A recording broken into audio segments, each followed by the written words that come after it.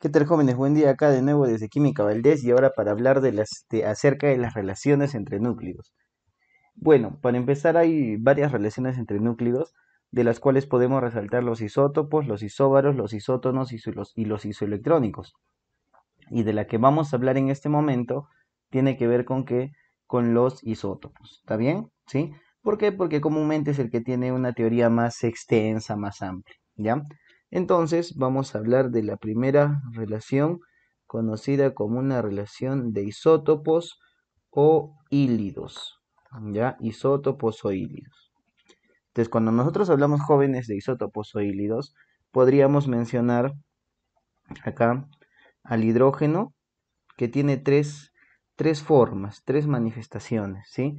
El hidrógeno, el átomo de hidrógeno, que se encuentra en el primer lugar de la tabla periódica, es decir, su Z es 1, tiene tres manifestaciones, el protio, el deuterio y el tritio, ¿sí? Protio, el primero, el deuterio el segundo, y creo que suena al segundo, ¿no? Y el tritio que suena al tercero, ¿no? ¿Sí? Y estos se relacionan con la masa, ¿no? Protio masa 1, deuterio masa 2 y tritio masa 3, ¿ya? Entonces, nosotros de estos elementos, ¿qué debemos analizar? Que, por ejemplo, si es que existen en la naturaleza, existen en una abundancia, en un porcentaje, ¿sí? ¿En qué porcentaje más o menos? El protio si abunda, más o menos abunda en un 99,985%. Ah, bastante, profe, casi el 100% es protio, de hecho. En cambio, si hablamos del deuterio, posee una abundancia más o menos de 0,015%. 0,015%, profe, poquísimo, sí. Y si hablamos de la abundancia del tritio, podríamos decir que más o menos existe una abundancia de 10 a la menos 15%. O sea que la cantidad de tritio que hay es nada, es mínima, correcto.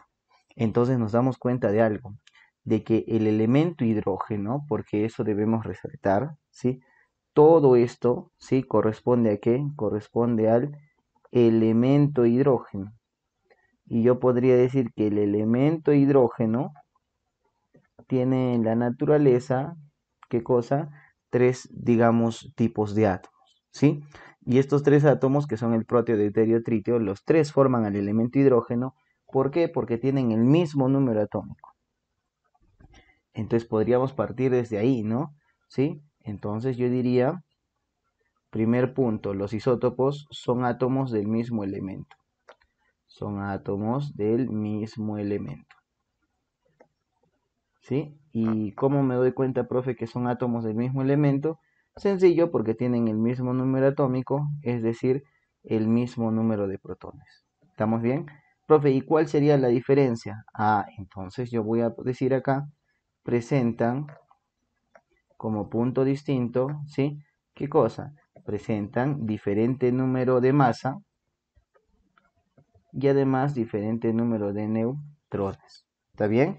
¿Sí? ¿Y qué más podríamos decir, profe, de estos elementos isótopos? Bueno, si te das cuenta, estos elementos, los tres son hidrógeno y los tres podrían formar agua.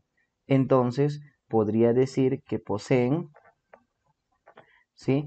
Propiedades químicas semejantes, ¿sí? Semejantes o iguales o parecidas, ¿sí? Y iguales, y propiedades químicas semejantes, iguales y propiedades físicas diferentes. Propiedades físicas diferentes, claro. ¿Pero por qué? Porque tienen diferente pues masa, ¿no? ¿Sí? Por ejemplo, en esto de yo entender que tienen propiedades químicas semejantes, diría lo siguiente, ¿no? Que la reacción hidrógeno-oxígeno, ¿qué me va a formar? Me va a formar agüita. Entonces, hidrógeno más oxígeno me forma agüita. Sea proteo, deuterio, tritio. Eso significa que tienen propiedades químicas semejantes. Pero propiedades físicas diferentes significa de que yo voy a poder encontrar tres formas de agua. Tres formas de agua, claro, ¿sí? El agua de protio, el agua de deuterio y el agua de tritio.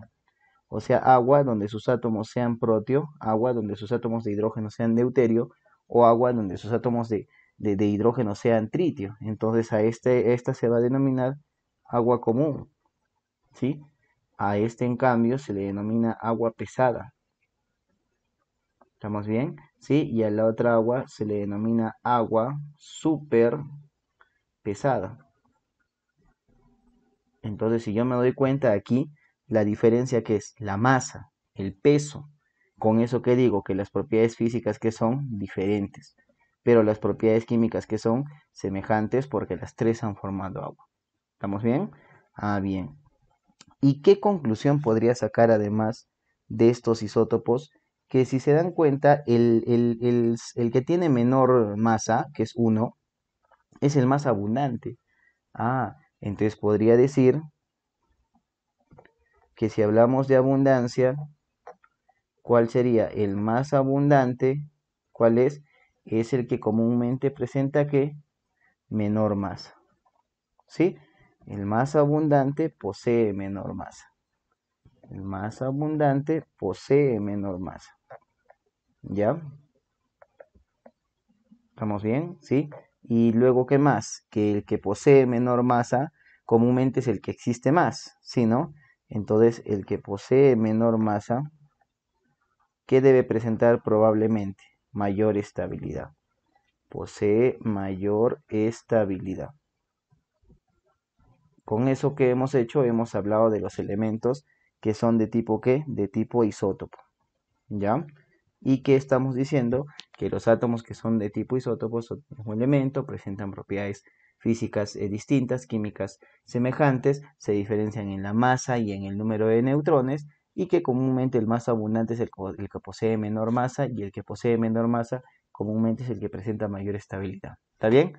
¿Sí? Entonces nos vemos en un video más adelante donde hablemos de ejercicios de isótopos. Chao.